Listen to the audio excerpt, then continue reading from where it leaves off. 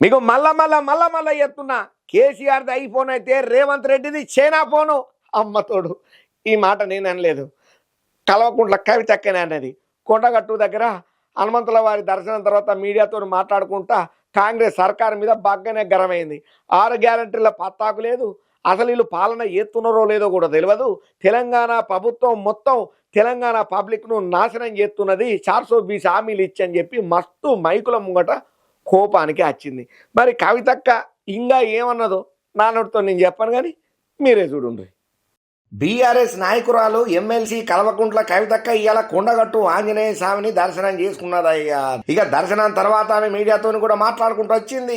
BRS సర్కారు హయాంలో కొండగట్టు ఆలయాన్ని అభివృద్ధి చేసినామని చెప్పి, కాంగ్రెస్ సర్కారు కూడా రాజకీయాలకు అతీతంగా ఆలయ అభివృద్ధికి కృషి చేయాలని చెప్పి, ఆలయ అభివృద్ధికి పెద్ద ఎత్తున నిధులు కేటాయించాలని చెప్పి కల్వకుంట్ల కవితక్క చెప్పుకుంటూ వచ్చింది. ఇక ఈ ముచ్చట్లలో బీసీ రిజర్వేషన్లు, రైతు రుణమాఫీ మీద కూడా కీలక వ్యాఖ్యలే చేసిందయ్యా. స్థానిక ఎమ్మెల్యే సంజయ్ కుమార్ తల్లి పాలు దాగి రొమ్ము గుద్దేలాగా చేసిన సుతం కార్యకర్తలు నాయకులు మా ఎంటనే ఉన్నారని చెప్పి కవితక్క అన్నది. 420 హామీలు ఇచ్చిన కాంగ్రెస్ పార్టీ అధికారంలోకి వచ్చిన తర్వాత ఏం అమలు చేయలేదని చెప్పి చెప్పుకుంటూ వచ్చింది. రైతుల పొలాలు ఎండిపోతున్నా సుతం పట్టించుకునే నాదుడు లేదయ్యా మన తెలంగాణలో, గిట్టున్నది మన తెలంగాణ దౌర్భాగ్యమైన పరిస్థితి అని చెప్పి ఆవేదనను వ్యక్తం చేసింది. రాజకీయ కక్షలతో కాకుండా కాళేశ్వరం ద్వారా వరద కాలువకు నీరు ఇయ్యాలని చెప్పి రేవంత్ రెడ్డికి విజ్ఞప్తిని కూడా చేసింది కల్వకుంట్ల కవితక్క.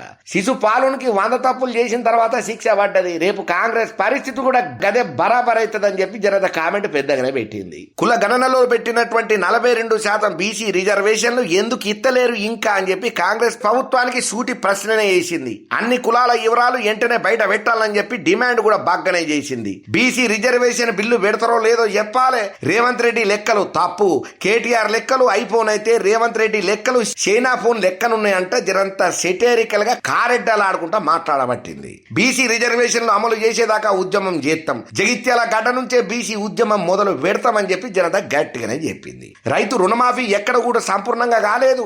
బై ఎలక్షన్స్ అంటే కాంగ్రెస్ అడ్రస్ లేకుండా పోతుంది అనుకుంటా కవితక్క జనంత భవిష్యవాణి కూడా చెప్పింది అయ్యా.